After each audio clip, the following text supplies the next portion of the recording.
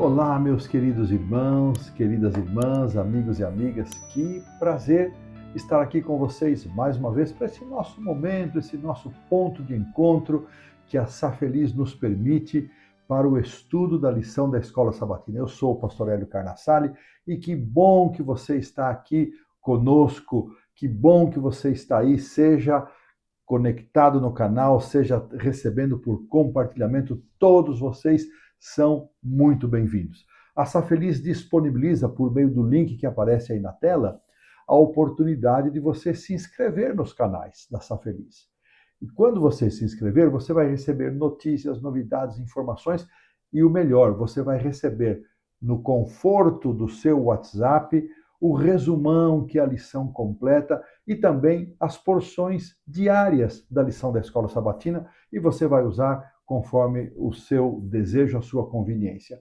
Você vai ter mais facilidade para postar os seus comentários, para enviar os seus pedidos de oração. E falando em pedidos de oração, não custa lembrar que a Safeliz mantém uma equipe de intercessores que oram, que intercedem por todas as pessoas que postam os seus pedidos. Mas nós formamos uma grande família e essa, para mim, é a melhor notícia. Nós podemos orar uns pelos outros, apresentar ao Senhor as necessidades desta grande família de milhares de pessoas espalhadas por vários países deste mundo, seja onde se fala o português, onde há pessoas que falam português vivendo em países cuja língua é completamente diferente. E assim formamos esta família, nós nos unimos neste ponto de encontro onde estudamos a palavra de Deus. Que bênção é poder estar aqui com vocês. Bom, nós estamos estudando neste terceiro trimestre as lições de Paulo das cartas de primeira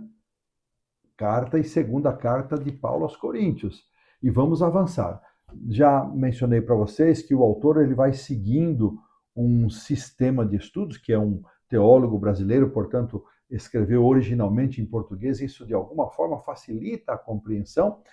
O autor vai escolhendo blocos de capítulos, então hoje nós vamos considerar os capítulos 8, 9 e 10, mas ele não explora todos os versículos, ele escolheu alguns temas que se conectam entre esses capítulos e vai estabelecer aí as conexões, as lições que vão nos fortalecendo. Assim, hoje vamos cobrir esses 3 capítulos. E antes de nós entrarmos então no estudo da lição, nós vamos pedir a bênção de Deus para que o Espírito do Senhor nos conduza nesse estudo. Convido você a curvar sua fronte, a fechar os seus olhos e acompanhar esta oração. Senhor Deus, Pai nosso, graças te damos porque o Senhor está conosco a cada dia, a cada momento, e nos fortalece, nos abençoa, nos acompanha e nos permite, Senhor, por tua graça e misericórdia, separar esse tempo de cada dia para o estudo da tua palavra na forma da lição da Escola Sabatina. Dirige-nos agora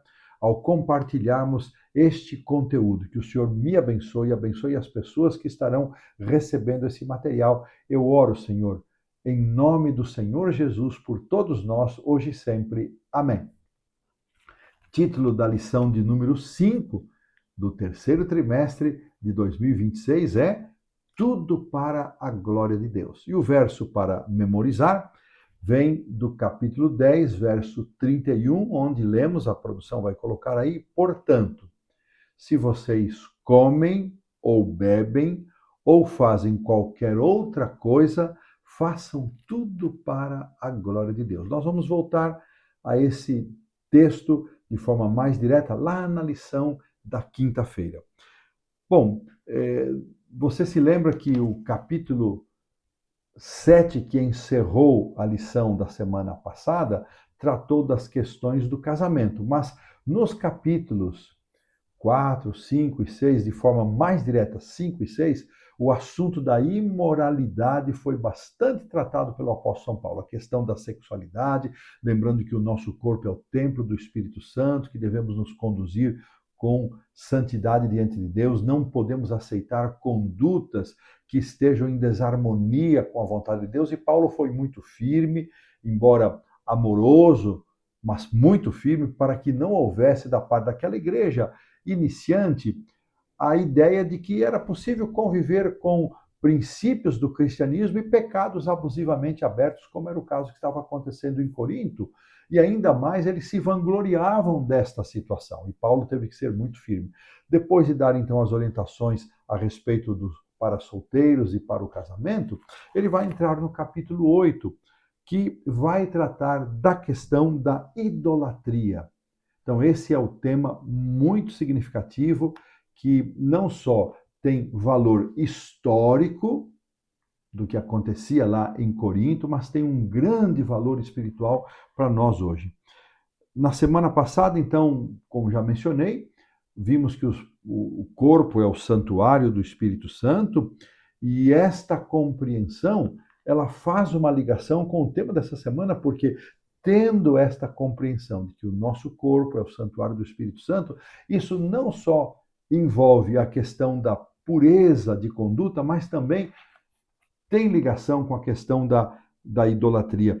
E o nosso convite, o convite para nós nesta lição, é que tudo aquilo que fizermos, em qualquer sentido, como diz o verso para memorizar, deve ser para a glória de Deus. E nós devemos sempre nos perguntar, será que em todas as coisas que fazemos, nós estamos glorificando a Deus?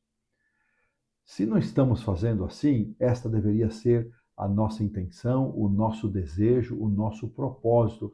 Poderemos, quem sabe, cometer um ou outro equívoco, um outro deslize, mas a nossa vida deveria ser uma representação da glória de Deus, daquilo que glorifica ao Senhor, daquilo que testemunha positivamente acerca do que é ser um cristão para aqueles que não são cristãos. Então, é uma reflexão que nós precisamos fazer. Será que nós estamos nos conduzindo de modo a glorificar a Deus, as pessoas que não pertencem à nossa fé, ou mesmo aqueles que são irmãos em Cristo, quando nos observam, quando nos olham, percebem que tudo o que fazemos é para honrar e glorificar o nome de Deus? Este é um grande desafio para todos nós, e pela graça do Senhor Jesus Cristo, pela consolação e pelo poder do Espírito Santo, nós devemos viver desta maneira. E assim, nós colocamos um ponto final no sábado à tarde. A lição de domingo traz como título Conhecimento versus Amor. E o capítulo a ser considerado é o capítulo 8. São apenas 13 versículos, e o apóstolo vai aqui tratar de um assunto muito significativo para aquilo que estava acontecendo lá em Corinto, e nós vamos ver como esta situação muito específica daquela comunidade cristã pode trazer para nós lições espirituais na atualidade. Então, vamos pedir para a produção colocar aqui o versículo 1 e o 2, por favor, produção. E eu vou fazer a leitura aqui nesta versão que nós utilizamos, que é a Revista e Atualizada, segunda Almeida, Revista e Atualizada do Brasil, segunda edição, que diz assim: no que se refere às coisas sacrificadas a ídolos, reconhecemos que todos somos senhores do saber. O saber ensoberbece, mas o amor edifica. Se alguém julga saber alguma coisa com efeito, não aprendeu ainda como convém saber. E ele vai então discorrer em cima do conhecimento acerca de carnes sacrificadas aos ídolos. Vou pedir para a produção ainda colocar o verso 6, por favor, produção do mesmo capítulo 8. Todavia, para nós há um só Deus, o Pai de quem são todas as coisas e para quem existimos, e um só Senhor, Jesus Cristo, pelo qual são todas as coisas e nós também por ele. Muito bem. Vou ainda pedir para a produção pôr mais um verso, que é o verso 9. Vede, porém, que esta vossa liberdade não venha, de algum modo, ser tropeço para os fracos. Muito bem. Então, irmãos, primeira coisa que precisa ficar muito clara ao estudarmos a questão das carnes sacrificadas aos ídolos é, primeiramente, não está em jogo aqui o regime alimentar. Aqui não se está considerando se as carnes imundas foram agora liberadas e juntamente com as carnes limpas. Não é esse o assunto.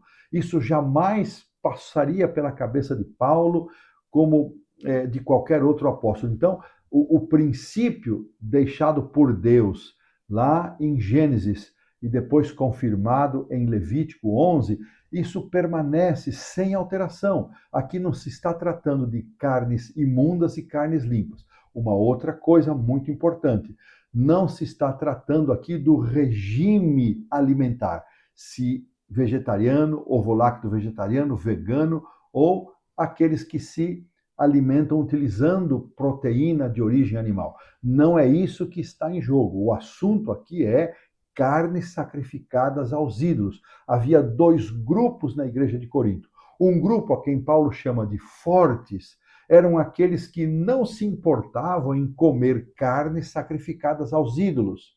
Havia um outro grupo, a quem Paulo chama de fracos, conforme li no versículo 9, que se sentiam sensibilizados com esta questão e isso promoveu uma dissensão e uma confusão na igreja de Corinto. E Paulo agora vai escrever a respeito desse assunto, dar orientações a essa comunidade de como eles deveriam proceder. Porém, havia ainda uma questão mais significativa acerca deste assunto, que era a forma como esses chamados fortes estavam tratando os chamados fracos. Ou seja, a falta de amor, de consideração, de sensibilidade desse grupo para com aqueles que se sentiam sensibilizados com a atitude destes irmãos, chamados de fortes, em comer as carnes sacrificadas aos ídolos. É muito importante nós entendermos que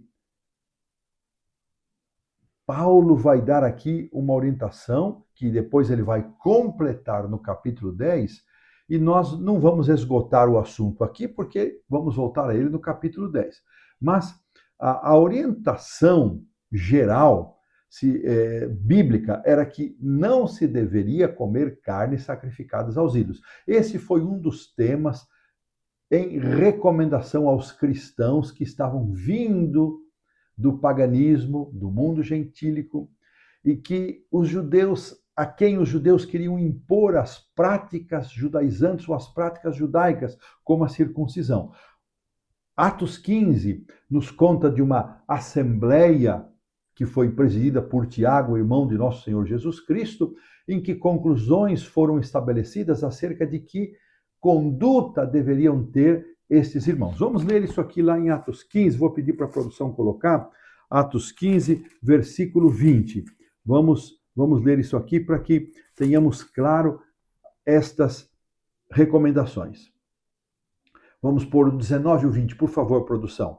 Pelo que julgo eu, não devemos perturbar aqueles que dentre os gentios se convertem a Deus, mas escrever-lhes que se abstenham das contaminações dos ídolos, bem como das relações sexuais ilícitas, da carne de animais sufocados e do sangue.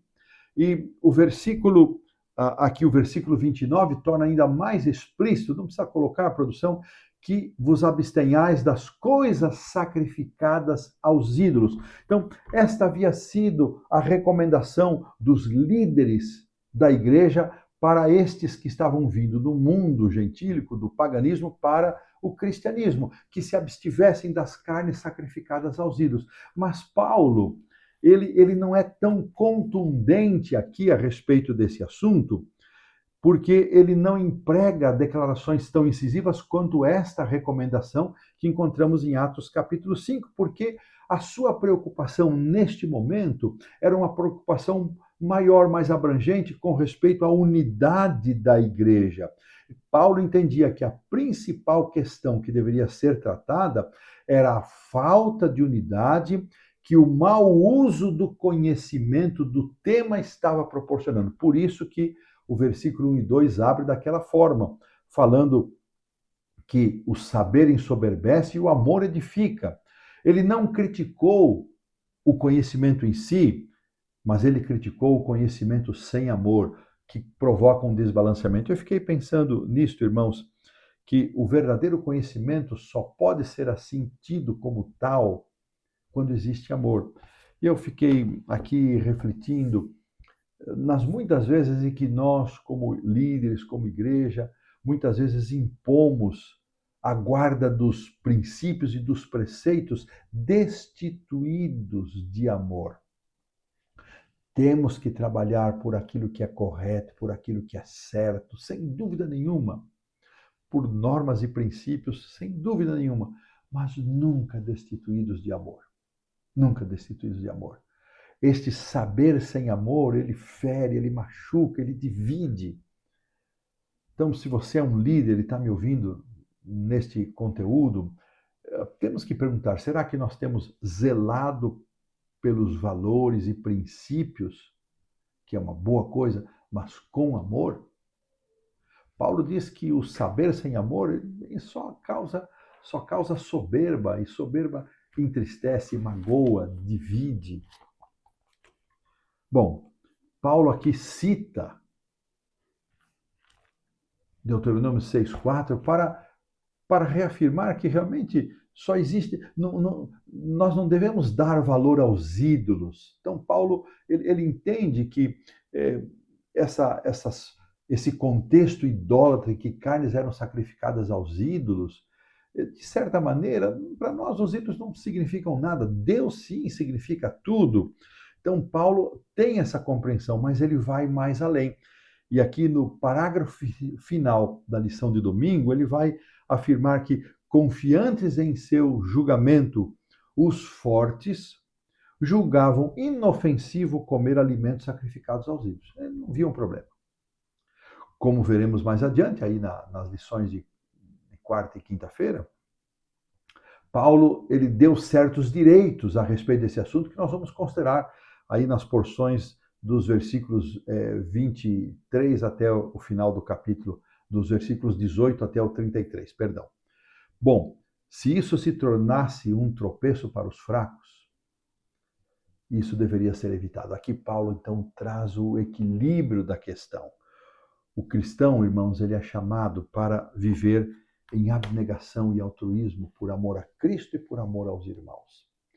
Então, dentro daquilo que talvez no nosso contexto atual seja permitido, que não seja considerado abusivo ou pecado, mas se alguma atitude, alguma prática minha fere alguma sensibilidade, eu sou chamado a considerar de forma abnegada e altruísta este irmão mais sensível. Eu não posso ser guiado pela consciência alheia, mas eu preciso ter consideração por aqueles que se sensibilizam, de alguma forma ajudá-los e não criar mais embaraço e mais dificuldades para esta fraqueza e esta sensibilidade que eles possuem. Talvez este seja, irmãos, um dos aspectos mais desafiadores da vida cristã e do viver em comunidade. Aquilo que eu faço que não me acusa a consciência, que de alguma maneira não é abertamente pecaminoso, diretamente pecaminoso, mas fere alguma sensibilidade, fere algum irmão mais simples, mais humilde, mais sensível. A Bíblia me chama a não cometer este delito de ofender, de sensibilizar e maltratar um irmão. Talvez esse seja um dos aspectos mais desafiadores da vida cristã. Então, irmãos, não vale para nós minha vida, minhas regras. Não é assim. Nós vivemos em comunidade, precisamos amar os nossos irmãos. Precisamos ter consideração por estes que são mais sensíveis, mais frágeis. Não é fácil, tremendo desafio. E desta maneira, nós vamos voltar a esse assunto ainda. Nós colocamos um ponto final aqui na lição de domingo. Avançamos para a lição de segunda-feira, que traz como título Amor Abnegado. E aqui, já avançando para o capítulo 9, os versículos iniciais, traz aqui a pergunta 2, como esse trecho oferece um exemplo prático do que significa negar a si mesmo por amor. Então, esse trecho, Paulo vai apresentar a sua decisão de abrir mão de certos direitos apostólicos, como ser sustentado pela igreja, quando ele estivesse em pregação do Evangelho, tendo muito claro que era um direito seu, que ele espontâneo e voluntariamente abria mão, tendo como propósito a pregação do Evangelho, o avanço da pregação do Evangelho. Então, Paulo vai usar esta conduta dele, este posicionamento dele. À primeira vista, irmãos, parece que a defesa do apostolado de Paulo, aqui em 1 Coríntios 9, está desconectada com a discussão anterior, mas não está. Se nós lembrarmos aqui, eu vou ler novamente aqui o verso 9, que já foi projetado, e depois vou pedir para a produção projetar o 13. Vede, porém, que esta vossa liberdade não venha a servir de tropeço de modo algum para os fracos. E agora o 13, por favor, ainda do capítulo 8. E por isso, se a comida serve de escândalo ao meu irmão, nunca mais comerei carne para que não venha a escandalizá-lo. Irmãos, quero frisar novamente. Paulo aqui não está tratando de carnes imundas e carnes limpas. Permanece a regra de Gênesis, permanece a regra de Levítico capítulo 11. E Paulo também não está tratando aqui do regime ovo, lacto, vegetariano ou vegetariano, vegano em relação a irmãos que usam proteína de origem animal. Não é esse o tema. O tema de fundo aqui é carnes sacrificadas aos ídolos. Por favor, não vamos confundir essa questão. Então, o capítulo 9, na verdade, é uma continuação deste aspecto. Então, Paulo está dizendo, olha, se alguém come as carnes sacrificadas aos ídolos e não tem problema de consciência, mas isso está maltratando algum irmão, então deixe de comer. É isso que Paulo está dizendo. E ele vai voltar a esse assunto para nos dizer em que circunstâncias haveria uma acomodação desse tema. Isso nós vamos ver aqui um pouquinho mais à frente.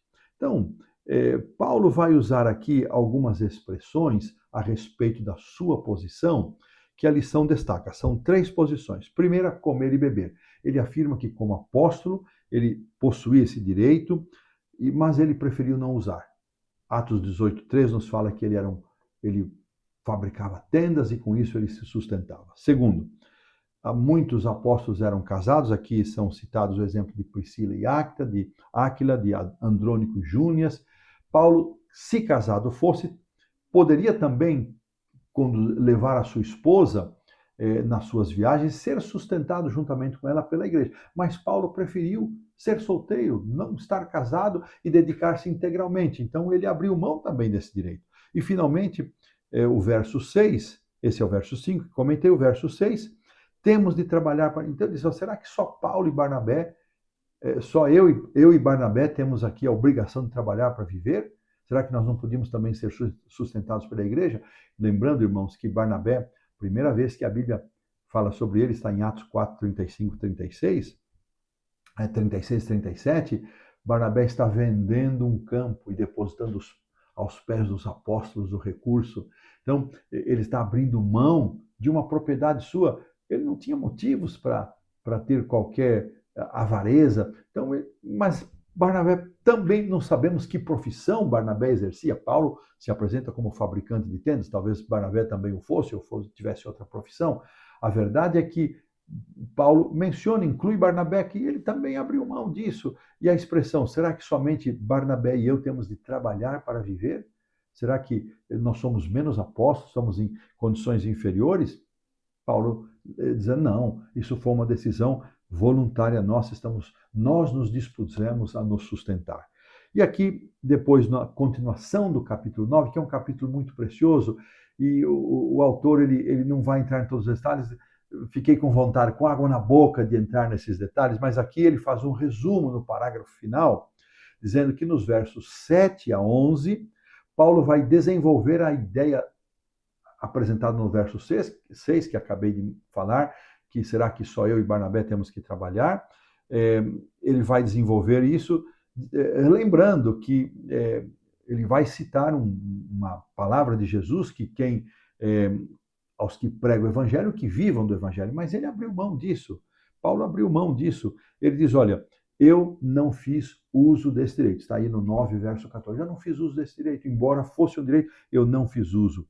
Então, ele se apresenta como um exemplo de abnegação. E essa é a ligação com o assunto das carnes sacrificadas aos ídolos. Olha, eu tendo um direito de ser sustentado pelas igrejas enquanto dedicado à pregação do evangelho, eu abri mão desse direito. Então, como exemplo da minha abnegação, abram também mão vocês de baterem o pé e quererem fazer alguma coisa que está magoando, está ferindo uma parte dos nossos irmãos. E Paulo dizia que a sua conduta, ele estava agindo dessa maneira, porque isto favorecia a pregação do evangelho. De certa maneira, é um convite também para que os irmãos pensassem na pregação do evangelho, não só em si próprios. E ele vai terminar aqui o capítulo, vou pedir para a produção colocar o verso 23 do capítulo 9, e ele diz o seguinte: por favor, produção, tudo faço por causa do evangelho, com o fim de me tornar cooperador com ele. Então, tudo faço pelo evangelho. Eu, às vezes, me pego pensando, irmão, será mesmo aqueles que são pastores, obreiros, que são sustentados pela igreja com dedicação exclusiva, será que nós podemos dizer com Paulo, tudo faço pela pregação do evangelho? Membros de nossas igrejas, anciãos, eu tenho um respeito, admiração enorme por tantos irmãos e irmãs que se dedicam, têm que buscar a sua subsistência em diversos trabalhos, mas são lindamente dedicados às coisas da igreja, mas há uma parcela de gente na igreja que está aí adormecida. Então a pergunta é, será que a gente não poderia se dedicar um pouquinho mais? Você que está aí nessa mornidão, né? Será que você não podia se dedicar um pouquinho mais pelo evangelho, pelas coisas da sua igreja? Tudo faço pelo evangelho. Que exemplo de Paulo. Desta maneira, colocamos aqui um ponto final na lição da segunda-feira. Avançamos para a terça-feira, onde o apóstolo vai também avançar para o capítulo 10 e traz a lição da terça, o título, Aprendendo com o Passado. Bom, irmãos,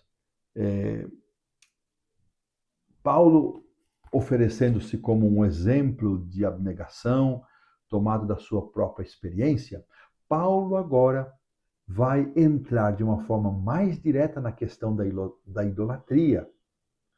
E ele, no capítulo 10, ele vai desenvolver a ideia com a qual ele termina o capítulo 9. Eu vou pedir para a produção colocar o versículo 27 do capítulo 9, dizendo o seguinte: mas esmurro o meu corpo e o reduzo à escravidão, para que, tendo pregado a outros, não venha eu mesmo a ser desqualificado.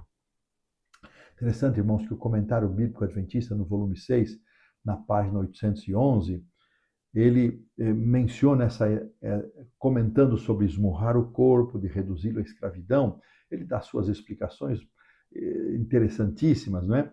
E é extraído isso também do ambiente esportivo da época, não é?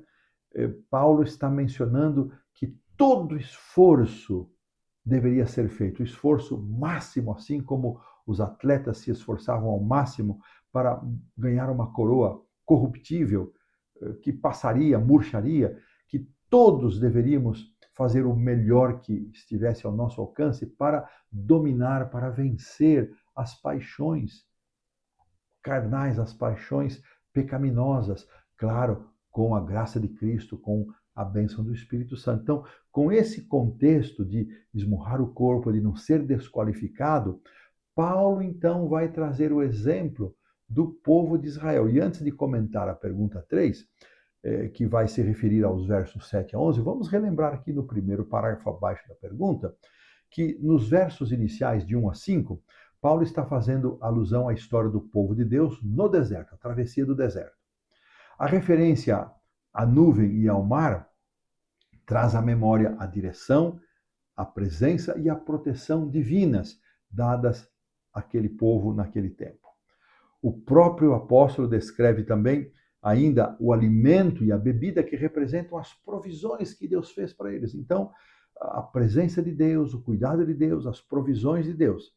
E o apóstolo, então, vai descrever essa experiência na nuvem como sendo um batismo, comparável ao batismo cristão.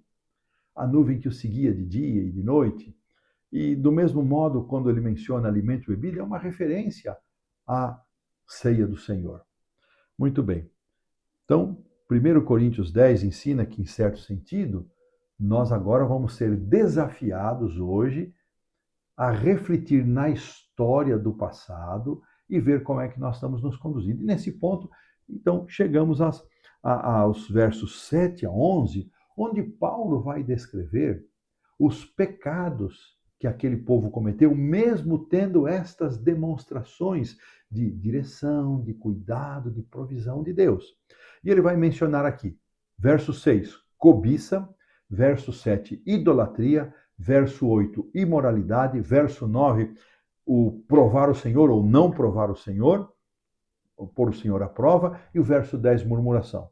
Então, são 5 pecados que ele destaca. E cada um desses aspectos, irmãos, desses pecados, está relacionado a uma história, a um evento do passado. Por exemplo, a cobiça diz respeito às comidas do Egito, quando eles murmuraram e cobiçaram as comidas do Egito, desprezando aquilo que Deus estava provendo para eles. A idolatria vem da história do bezerro de ouro, quando eles se assentaram para comer e beber e para divertir-se. Então, veja que idolatria vem acompanhada de glutonaria, comer em excesso, beber em excesso. A imoralidade vem na história de Balaão, quando ele tentou amaldiçoar, não conseguiu, então ele deu um conselho a Balaque para que causasse a mistura e vai pela prostituição, vai pela imundície. Então a imoralidade correu desenfreada. E depois o pôr ou não pôr o Senhor à prova tem a ver com o episódio da serpente de bronze, onde houve murmuração e também quando eles se voltaram contra Deus. Se voltaram contra Deus. E finalmente a murmuração vem da história de Coré, Datão e Abirão, quando eles se rebelaram contra Deus, se rebelaram contra a liderança de Moisés. Esses cinco pecados, eles podem nos ensinar lições preciosas. 1 Coríntios 10 nos mostra, diz aqui o autor, que nós estamos vivendo experiências semelhantes. Paulo recorda a experiência dos israelitas para que ela não se repetisse na vida dos irmãos de Corinto e na nossa vida. Paulo afirma, olha, eles tiveram muitos privilégios, mas o verso 6 diz, desejaram as coisas más. Tiveram privilégios, mas eles escolheram as coisas más, como a idolatria, a imoralidade, e não é de se admirar que Deus, então, não se agradou. E aqui o autor traz uma argumentação muito interessante, que antes de condenarmos o povo de Israel, precisamos pensar na nossa caminhada. É certo, não há nenhum mérito nestes que procederam desta maneira, mas isso aconteceu para que nós também fôssemos advertidos e lembrássemos de que nós também estamos vivendo desafios em relação a todos estes aspectos da vida, cobiça, idolatria, imoralidade, pondo o Senhor à prova ou se rebelando contra Deus. Então, nós também somos exortados, e aqui eu vou pedir para a produção, irmãos, colocar os versos 11 e 12 do capítulo 10. Diz assim, estas coisas lhes sobrevieram como exemplos, e foram escritas para advertência nossa de nós outros, sobre quem os fins dos tempos têm chegado. Aquele, pois, que pensa estar em pé, veja que não caia. Então, irmãos, aqui Paulo diz, olha, não se envaideçam, não estejam ensoberbecidos, porque eles tiveram tantas demonstrações do amor, do cuidado de Deus e caíram. Será que nós não corremos os mesmos? Paulo, será que nós não corremos risco? Cuide, porque quem está em pé, cuide para não cair. Irmãos, a vaidade espiritual ela é terrível. O achar-se bom diante de Deus é terrível. São prenúncios de queda, prenúncios de pecaminosidade na nossa vida. Nós vamos cultivar continuamente o senso da presença de Deus, para que não cheguemos a esse ponto. E ele termina essa sessão, irmãos, dizendo que não havia chegado, e serve tanto para nós, tentação que não fosse humana e que Deus, além da capacidade para vencer, ele também vai providenciar o livramento. Então não há desculpa para cair em pecado. É isto que Paulo está dizendo. Mas nós somos fracos, irmãos. Isso, quando lemos essas histórias, tanto lá do povo de Israel no deserto, quanto da igreja de Corinto, que estava nesta condição, prestes a cair, prestes a tropeçar, Paulo faz essa advertência, e essa advertência chega para nós. Cuidado, irmãos, cuidado. Que olhemos para dentro do nosso próprio coração, da nossa própria mente, e que este verso, quem está em pé, cuide para não cair, seja para mim. Não pense nos outros, pense em você. E desta maneira, irmãos, colocamos um ponto final na lição da terça-feira. Avançando para a lição da quarta-feira, nós vamos encontrar aqui o título Advertência contra a idolatria. Vamos avançar no capítulo 10, dos versículos 14 a 22, e a lição, na pergunta 4, faz a seguinte pergunta: por que devemos fugir da idolatria? Bom, Paulo aqui vai retomar o tema dos alimentos sacrificados aos ídolos. Eu quero mais uma vez enfatizar que o assunto aqui não se trata de alimentos imundos e limpos. Permanece a regra de Gênesis capítulo 7, permanece a regra de Levíticos 11. Não há mudança. Então não se trata que agora os alimentos imundos estão liberados para servirem de alimento. Não é isso. Também não tem a ver com o regime, se vegetariano ou volacto vegetariano, ou aqueles que fazem uso de carne para sua alimentação. Não é esse o tema. O tema aqui é carnes sacrificadas aos ídolos. Então, Paulo retoma esse assunto e, irmãos, hoje parece que esse tema não tem nada a ver conosco, é até estranho para nós, mas para aquele tempo tinha muita coisa envolvida. Então, qual era o contexto? Muitas festas pagãs com idolatria e imoralidade eram acompanhadas de bebida, comida, carnes sacrificadas, sacrifícios de animais, e muitos dos sacerdotes recebiam suas porções dessas carnes, repassavam a donos de açougue que, por sua vez, vendiam estas carnes no açougue. Então, neste contexto, Paulo está dizendo, se você vai ao açougue, isso está no versículo 25, não está nem na porção direta aqui, mas vou utilizar, podem comer de tudo que se vende no açougue, novamente, respeitando carnes limpas e imundas, sem dúvida nenhuma. Não fique perguntando. Então, Paulo aqui abre uma exceção, dizendo que aquilo que eles compravam no açougue não precisaria saber. Às vezes, o próprio açougue talvez nem soubesse o que era uma coisa e outra coisa. Mas o que Paulo está reprovando de forma muito, muito clara, a participação e a presença de cristãos nestas festas pagãs. Esse é o grande ponto. Paulo está dizendo que os cristãos não deveriam participar. Isso estava claramente proibido. O critério é nítido. Em casa, comer essa carne é permitido, porque o ídolo nada é. Ele já mencionou isso lá no capítulo 8, versículo 4. Mas tomar parte nas cerimônias pagãs, onde banquetes, imoralidade, idolatria aconteciam, rolavam solto, significava ter comunhão com os demônios. E esse é o aspecto. Capítulo 10, versículo 20. Esse é o grande ponto.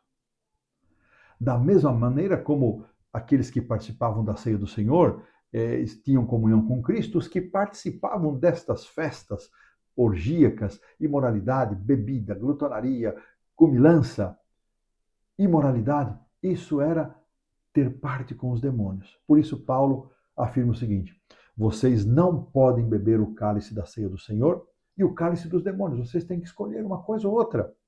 Vocês não podem. Como Jesus havia dito também, ninguém pode servir a dois senhores. Então, o que Paulo está deixando muito claro é que aquela comunidade não deveria participar desse tipo de festividade com imoralidade, idolatria, cumilança, sacrifício de animais. Mas aquela carne que ele comprava na açougue, tudo bem. Paulo cria essa acomodação. E veja, irmãos, Paulo aqui nos ensina que Deus requer plena lealdade. Isso é extremamente significativo. A idolatria indica, o apóstolo provocava ciúmes no Senhor, uma forma humana de se referir a Deus, que Deus teria zelo desta situação. Para que isso não acontecesse, Paulo então vai oferecer uma solução, já mencionada no capítulo 8, uma regra infalível que foi lá mencionada no capítulo 6:4, extraída de Deuteronômio 6:4. E esta palavra, fujam da idolatria,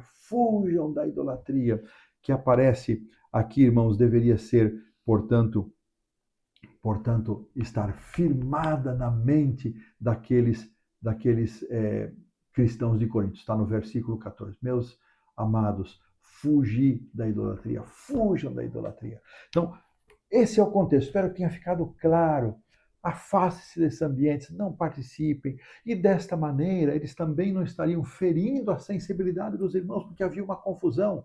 Esses irmãos mais simples que achavam que não deviam ir, mas aqueles mais fortes achavam que deviam ir, criava uma confusão, uma divisão na igreja. Então Paulo diz: fujam da idolatria. E aqui, mais uma vez, Paulo resgatando com a compreensão de Deuteronômio 6:4 e do acréscimo que fez Jesus: amem a Deus sobre todas as coisas, mas não se esqueçam, amem ao próximo como a vocês mesmos. Desta maneira, colocamos aqui um ponto final na lição da quarta-feira. E avançamos para a quinta-feira, onde nos traz como título Vencendo a Idolatria.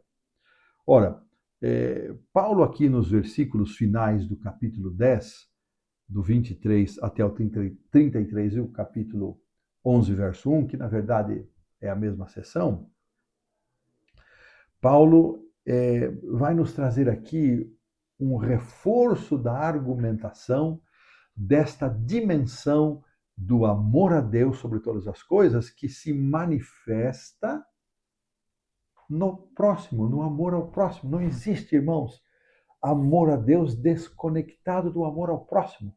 Não existe isso. Eu amo a Deus, mas não estou nem aí com o próximo, não estou nem aí com o outro. Não existe isso. Então, dois textos são incluídos aqui auxiliares, né? Marcos 10:17 e Marcos 12:28, onde nos traz a lição do jovem rico, que por amor a si próprio, as suas propriedades, ele se afastou de Deus, e o grande mandamento, amar a Deus sobre todas as coisas e ao próximo como a ti mesmo. Esses dois textos têm em comum com a história, porque as pessoas, aqui o assunto não era propriedades em jogo, mas eram convicções, eram pensamentos, e isso mostra a extensão do conceito da idolatria. Segundo o ensino de Jesus, Paulo indica, irmãos, que o princípio de amar a Deus sobre todas as coisas e ao próximo como a si mesmo deve ser aplicado a estas situações. Então, se você está num ambiente em que você não sabe a origem da carne que foi servida, não se preocupe, coma despreocupadamente. Mas se você tem conhecimento da origem, isso veio de uma festa pagã, não coma, se abstenha, mesmo que a sua consciência não lhe acuse, dizia Paulo aos Coríntios. E ele vai arrematar isso aqui, dizendo, irmãos, façam tudo. Aí vem o verso para memorizar. Quer comendo, quer bebendo, façam tudo para a glória de Deus, façam tudo para a glória de Deus.